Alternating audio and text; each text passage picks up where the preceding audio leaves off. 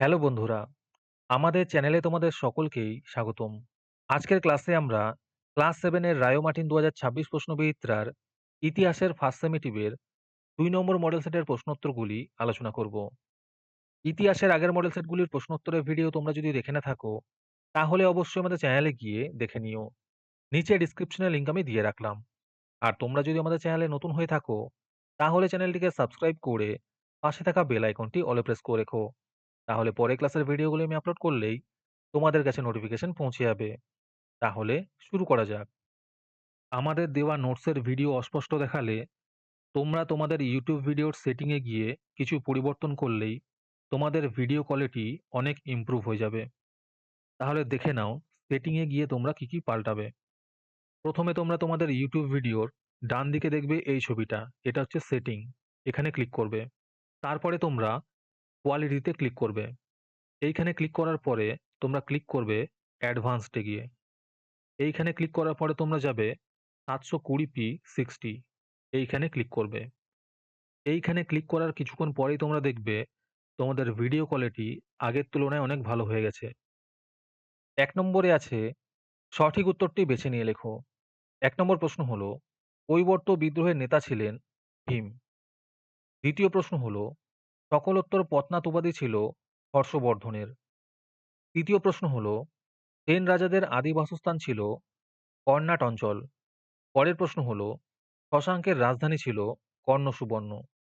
৫ নম্বর প্রশ্ন হলো ধীমান বিটপাল প্রসিদ্ধ শিল্পী ছিলেন পাল যুগের। ৬ নম্বর প্রশ্ন হলো গীত গোবিন্দম কাব্যের কবি ছিলেন জয়দেব। তারপরে ২ নম্বরে আছে নিচের যে কোনো ৪টি প্রশ্নের উত্তর দাও। ১ নম্বর প্রশ্ন হলো তাম্রলিপ্তের বর্তমান নাম কি?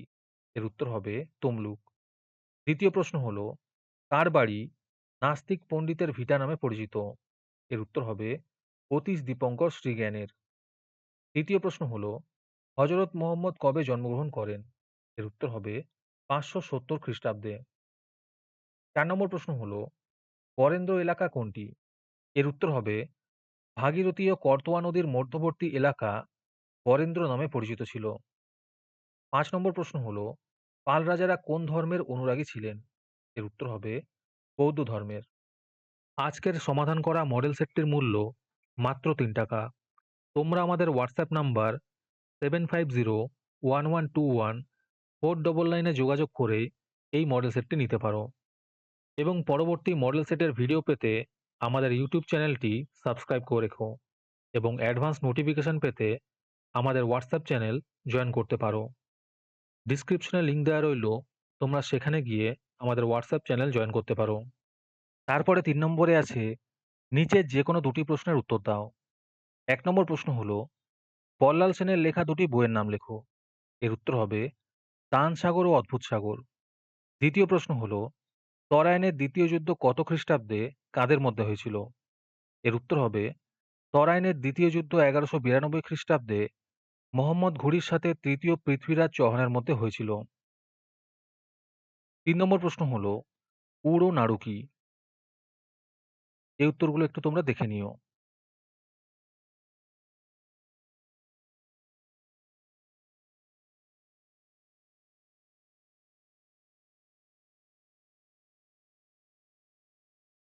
৪ নম্বর প্রশ্ন হলো কৈবর্ত বিদ্রোহের কারণ কি ছিল?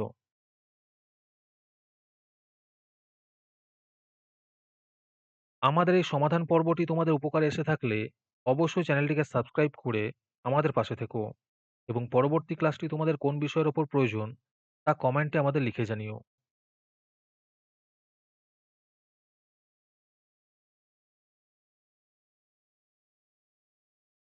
তারপরে ৪ নম্বরে আছে নিচের যে কোনো দুটি প্রশ্নের উত্তর দাও। ১ নম্বরে আছে মাৎস্যন্যায়ের টীকা লেখো।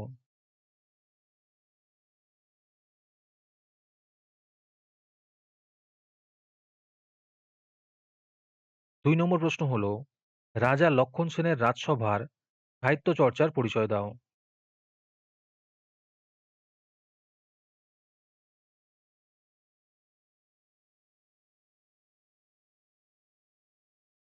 ৩ নম্বর প্রশ্ন হলো খলিফা ও খলিফাত সম্পর্কে যা জানো লেখো।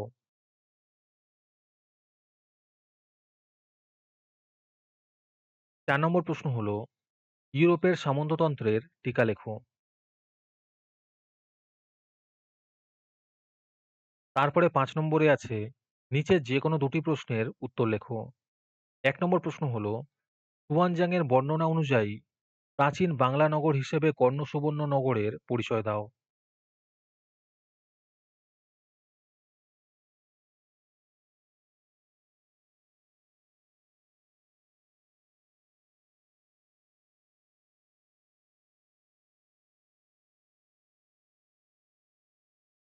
২ নম্বর প্রশ্ন হলো, শশাঙ্কের কৃতিত্ব সম্বন্ধে লেখো।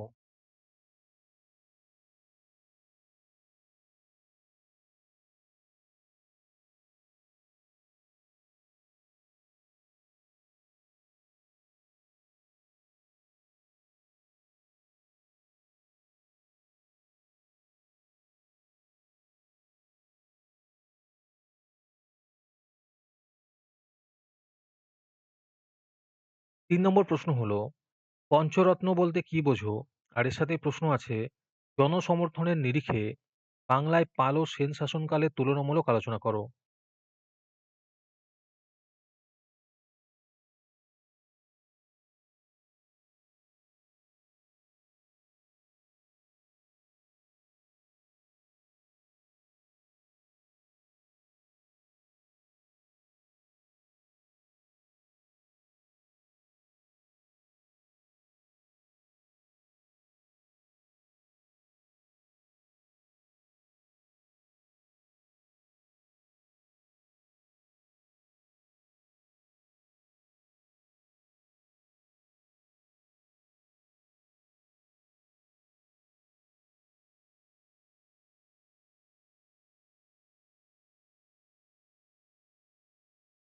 আজকের ক্লাসটি তোমাদের ভালো লেগে থাকলে ভিডিওটিকে লাইক এবং চ্যানেলটিকে সাবস্ক্রাইব করে দিও।